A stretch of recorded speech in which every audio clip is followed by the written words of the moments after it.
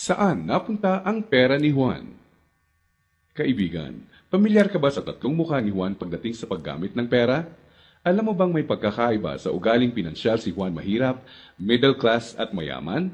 Sobrang simple lang ng mga pagkakaibang ito. Magtataka ka kung hindi lahat ng tao pamilyar dito. Mga simpleng diskarteng dahilan kung bakit ang mahirap lalong humihirap, ang middle class stressed out at walang oras, at ang mayaman lalong yumayaman.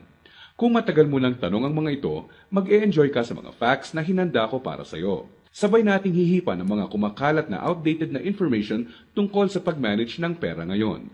At as a bonus, titignan din natin kung may pag-asa pa ba sa panahon ngayon ang simpleng Juan na umasenso at yumaman. Halika't isa-isa natin silang tignan. Magsimula tayo sa regular na araw ni Juan Mahirap. Gigising siya sa umaga at magmamadaling pumasok sa trabaho, kung swerteng may trabaho nga siya. Madalas, contractual. Minimum wage. Minsan, less than minimum pa. Masipag at matyaga naman siya. Pagtitiisa ng traffic at ang sumpong ng boss na masungit. At pagkatapos magbanat ng buto buong araw, uuwi ng pagod. Magpapahinga para ulitin lahat ito kinabukasan. Gagawin niya ito ng araw-araw para sa kapos-saktong sweldo. Tama ka, di na ito bagong istorya. Ano nga ba ang diskarte ni Juan Mahirap pagdating sa pera? Bago ang pag-iipon para sa pangkabuhayan, madalas nauuna ang Jollibee dito, sini doon, at ang silent killer ng bulsa. Bili ng kung ano-ano, kung saan-saan, kahit di kailangan. Mga abubot. Bakit? Kasi may sale, surplus, ukay-ukay, at tiyanggihan. Minsan lang at mura lang naman. Ang kadalasang mga dahilan, bibili kahit di naman kailangan. Ang resulta, wala pang 15 o 30, ubos na ang pera. Kaya uutang na lang. Gusto naman magbago ng buhay ng mahirap na Juan, pero magpapaulit-ulit ang kalagayan niya hanggat di niya nakikitang patong-patong na gastos ang bigay ng abubot niya, na pag naipon, pwede nang puhunan sa negosyo. Pero hindi masamang tao ang mahirap na Juan. Gaya ng sinabi ko, mukha lang ng diskarte sa pera to. Marami sa atin ang dumaan din sa mentality ng mahirap na Juan, di niya ito kasalanan. Maaaring misinformed lang. Paano nga naman bukod sa di lahat nakapagtatapos ng pag-aaral, di naman tinuturo ang pinansyal na kaalaman sa eskwelahan. Madalas, ang ugali sa paghawak ng pera ay ang ugaling namamana lang. So, saan napunta ang pera ni Juan Mahirap? Dito na papasok ang tinatawag nating 1. Income at expense, at 2. Assets at liabilities. Huwag kang mag-alala, hindi economics class ng pinasok mo. Simple lang to. So ano nga ba ang praktikal na kahulugan ng income at expense at assets at liabilities? Unahin natin ang income. Ito ang perang pumapasok sa iyo. In short, income equals kita. Kapag lumabas naman ang pera, tinatawag natin tong expense. Sa madaling salita, expense equals gastos. Ngayon, ano naman ang assets at liabilities? Asset ang isang bagay kung binibigyan ka nito ng income o kita. At liability naman kung expense o gastos ang binibigay nito. Balik sa tanong, saan napunta ang pera ni Juan Mahirap? Ang maikling sagot, madalas mas maraming expense o gastos kesa income o kita ang mahirap na Juan. Maaring sa sahod o maliit na extra lang siya umaasa para sa income, samantalang kaliwat kanan naman ang pinanggagalingan ng expense. Naloko na. May pag-asa pa ba ang mahirap na Juan? Malalaman natin yan mamaya. Ngayon, tignan muna natin ang behind-the-scenes kwento ni Juan Middle Class. Sa unang tingin, okay na okay ang lagay ng middle class na Juan. Ang totoo niyan, malaki ang tsansang mapagkamalan mo siyang mayaman. May bahay, may kotse, at nakikita mo silang nagbabakasyon minsan. At kung may bagong labas na gadget, mag-a-upgrade ang middle class na Juan. Pero ang di alam ng karamihan, marami dito ay promo, hulugan, o utang sa credit card na buwan-buwan sa sweldo nakakaltas. So, saan napupunta ang pera ni Juan Middle Class? Ang maikling sagot, mas madaming liabilities, nagbibigay gastos kesa sa assets, ang binibili ng middle class na Juan.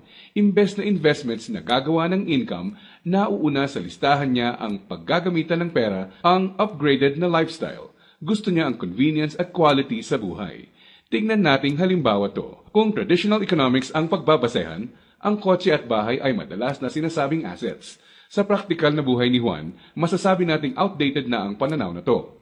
Sa definisyon natin ng asset, Ang isang bagay ay asset kung gumagawa ito ng income. Pero madalas, pagka down payment mo ng kotse, bahay o alahas, money out agad. Sa mga susunod na buwan, may babayaran ka ulit. At huwag mong kakalimutan, andyan pa ang insurance at tax. Money out nga naman. Liabilities. Ang kotse ay nagiging asset lang kung nakakatulong siya ng gumawa ng income. Halimbawa na lang kung gamit sa negosyo.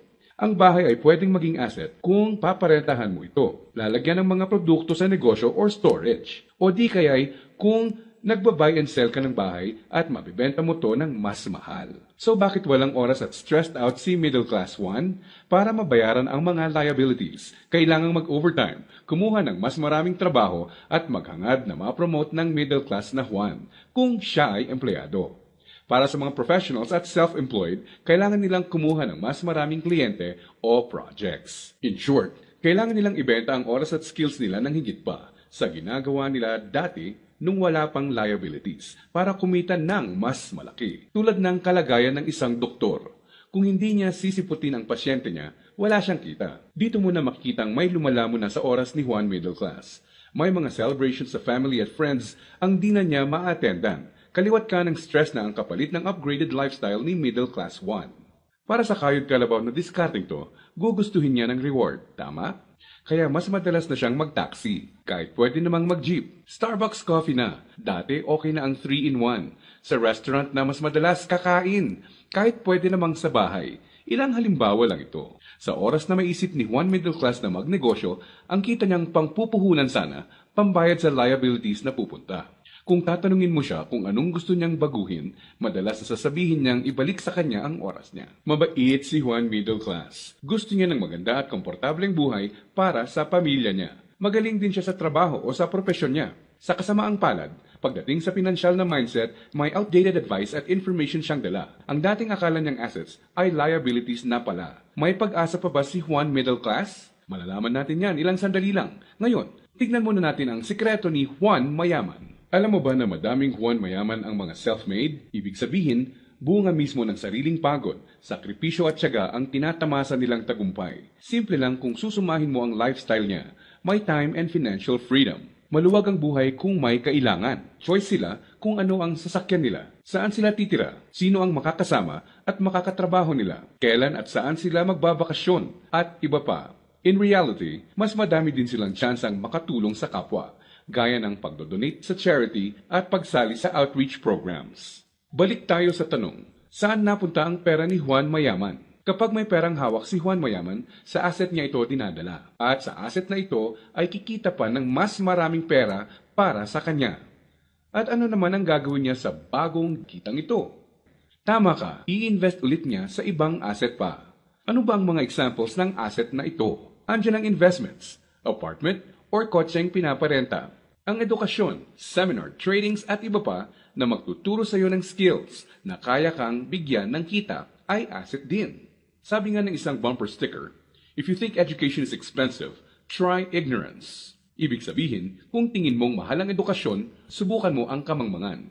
Assets din ang mga negosyo, lalo na ang mga kumikita ng passive income. Paano ba napagtatrabahuan ni Juan Mayaman ang kanyang time and financial freedom? Ang sikreto? Passive income at leverage.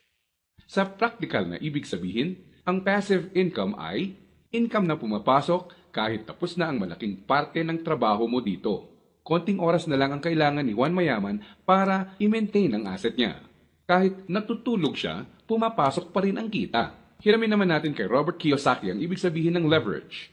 True leverage is the ability to do more and more with less and less. Ibig sabihin, ang tunay na leverage ay ang kakayanan na gumawa ng mas maraming gamit ang mas kaunti. Para mas madali nating maintindihan, gamitin nating halimbawa kung paano nagsimula ang isa sa mga pinakamalaking drugstore sa bansa. Marami ang nasira noong World War II. Pagkatapos nito, kinailangang mag-rebuild ng mga tao. Dito na papasok si Mariano K. Napansin niya ang mga demand sa isang uri ng antibiotic na tinatawag na sulfa drugs. Paano niya nalaman? Ginamit niya bilang leverage ang natutunan niya bilang empleyado sa isang drugstore bago pumutok ang World War II. Nung mga panahon noon na nagsisimula ulit ang lahat at kahit naman ngayon, ang taong may enough information kesa sa iba ay nakakalamang. Gamit ang ₱100, bumili siya ng sulfathiazole tablets at kumita sa paglalako nito. Ginamit niya mga unang kita niya para bumili ulit ng mga tableta na ilalako. Hindi niya ginastos sa liabilities at abubot ang mga sumunod na kita. Nag-ipon siya at gumawa ng kariton. Ginamit niya ito para makabenta ng mas marami pa. Naging asset at nagbigay ng leverage sa kanya ang kariton. Taong 1945, nakaipon siya ng sapat na pera para ipatayo ang una niyang drugstore. Pinangalanan niya itong Mercury Drug. Ngayon, kahit natutulog si Mariano, may humigit kumulang 900 na branches na at 11,000 na empleyado ang mga nagtatrabaho para sa kanya. Leverage. Dahil dito, pumapasok pa rin ang passive income sa kanya. Pwede mong gawin ang ginawa niya. Gamitin mo ang pera mo sa pagsisimula ng pagkakakitaan. Andyan lang sa tabi-tabi ang mga negosyong kayang magbigay ng passive income at leverage sa iyo. Gaya na lang ng experience ko. Di ko inakalang isang maliit na flyer lang na inabot sa akin sa mall ang magiging tulay para sa isang negosyong nagbibigay passive income at leverage sa akin. Naging ugali ko na i-prioritize sa mga pagkuha ng assets bago liabilities. Ano ang konklusyon natin ngayon na magpapayaman sa iyo? Intindihin mo to, hindi lang ang pagkakaroon ng pera ang nagpapayaman sa tao. Para hindi ka matulad sa 70% ng lotto winners na lalong nagiging mahirap dahil sa maling diskarte sa pera. Dapat, alam mo kung paano at saan gagamitin ang pera pag nagkaroon ka nito. Dahil sa internet, mas madali nang maghanap ng negosyong simulan sa maliit na capital at pwedeng palaguin para bigyan ka ng passive income at leverage. Ang importante, kailangan mo silang hanapin. Kailangan mong maging open para tumingin-tingin at kumuha ng idea at pag nakakita ka, pag-aralan at i-research mo to. Nandyan lang sila. Kailangan mo lang bigyan ng chance ang sarili mo na maging in the know. Ibig sabihin, kapag andyan na ang pagkakataon sa harap mo, alam mong di mo dapat palagpasin to. At sa pagkakakitaang papasukin mo, ipunin mo lang ang income mo. Gamitin mo to para palaguin pa ang assets mo hanggang ang kita ng assets at negosyo mo kahit di mo na directly pinatatakbo ay nagbabayad ng bakasyon, gadgets, kotse at bahay ng pamilya mo. Gaya ng mga self-made na Juan Mayaman, kaya mo itong simulan. So, si Juan Mahirap, unang binibili ay ang mga abubot. Si Juan Middle Class, unang binibili ay liabilities. At si Juan Mayaman naman, unang binibili ay assets.